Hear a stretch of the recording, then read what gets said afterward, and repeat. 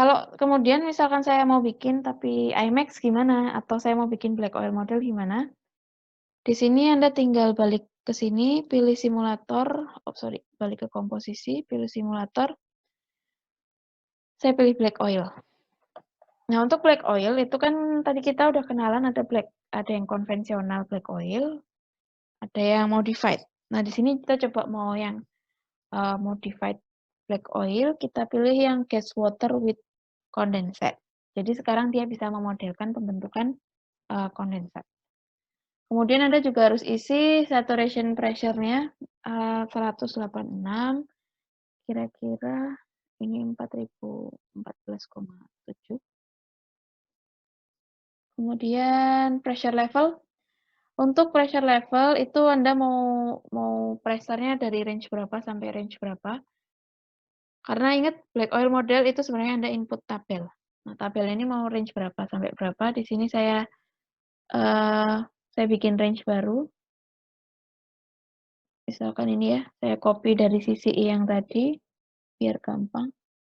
Salah. Kemudian saya masukin pressure-nya.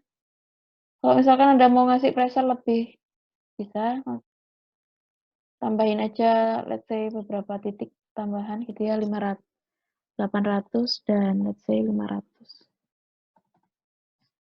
Nah, Anda nggak pengen,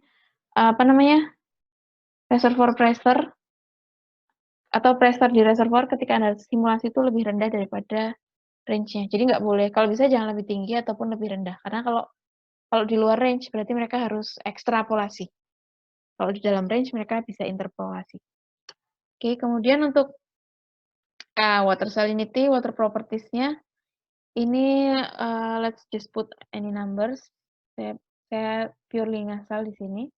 Reference pressure. Untuk reference pressure, saya mau coba pakai data tekanan reservoir. Di sini saya ada datanya, kalau nggak salah di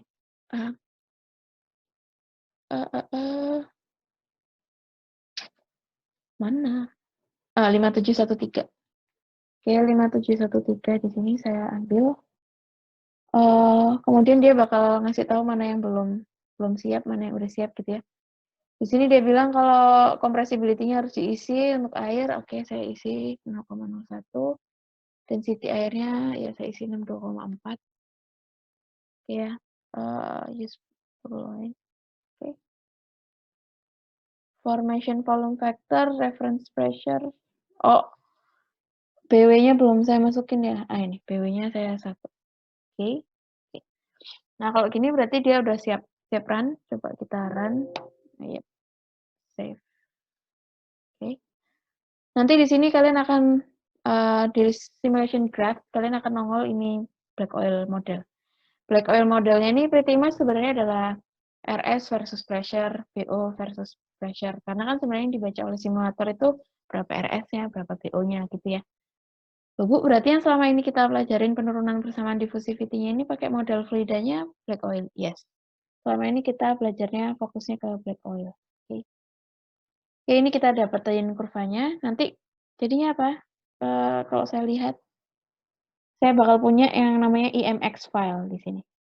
Ya, EMX file. Nah, EMX file ini adalah input untuk simulator tipenya IMAX. Jadi di sini saya coba mau ngerjainnya paralel, bisa atau enggak ya. Sebelah kanan itu adalah yang jam. Kemudian saya juga bikin file baru. Coba kita bikin file baru, launcher. Double click builder, kemudian new file, tapi sekarang kita simulatornya pilihnya IMAX. Terus pilih field. Untuk tahunnya bolehlah kita samain semua ya. Oke. It looks exactly the same dengan yang ini ya, persis. Tapi sekarang bedanya itu adalah simulatornya. Jadi walau tak tampak ini beda banget. Nah, untuk komponen di sini kita juga sama, kita bisa import.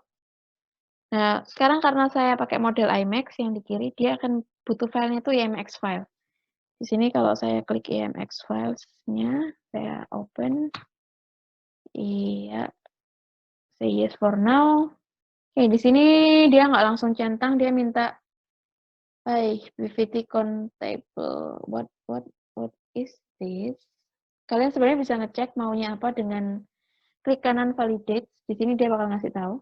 Oh, ternyata simulatornya minta compressibility must be less than or equal to this. Jadi kita harus masukin water compressibility-nya. Oke. Let's say here. Oke. Jadi ini masalahnya ternyata di sini. Coba kita double klik.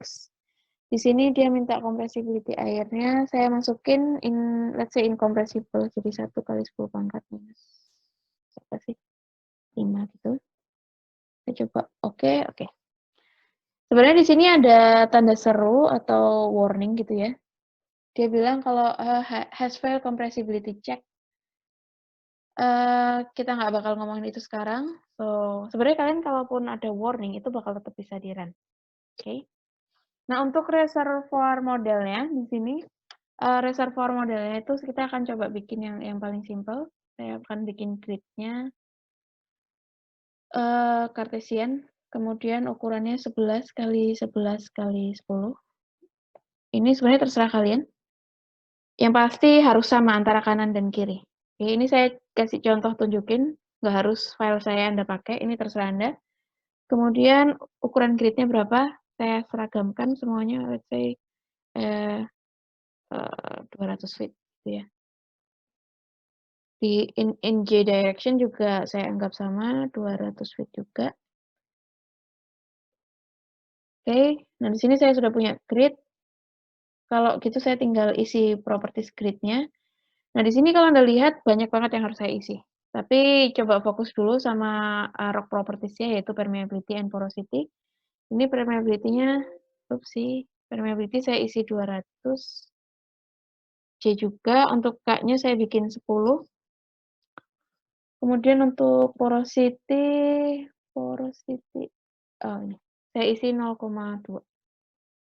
0,2. Saya klik OK. Oke. Kemudian selain itu saya juga mau ngasih grid top, jadi dia di kedalaman berapa, kenapa perlu saya nanti mau inisialisasi harus masang water oil contact gitu ya. Grid top di sini saya coba biar nggak terlalu ngasal, kita coba lihat reservoirnya ini. Producing intervalnya dari 10.124 sampai 10.176. Jadi saya coba let's say saya bikin grid topnya di 10.100 gitu ya, misalnya. 10.100. Oh, Anda cuma bisa set untuk layer yang paling atas 10.100 ya. No, let's be exact. 10.124. Terus and then you said okay. Okay. And ya. Jadi sekarang kalau saya punya, kalau saya input itu grid topnya berapa, nanti saya jadi tahu bottomnya berapa gitu ya. Karena kan kita udah specify itu ukuran gridnya. Kemudian untuk rock fluid properties di sini, saya akan bikin ini jadi simple. Saya pakai korelasi. Untuk angka yang korelasi dipakainya, saya pakai well sorted, untuk koefisiennya di sini, actually saya udah bikin kayaknya kemarin dot-dotnya. Oke. Karena saya males, jadi saya nyontek dulu. Untuk rock fluid-nya,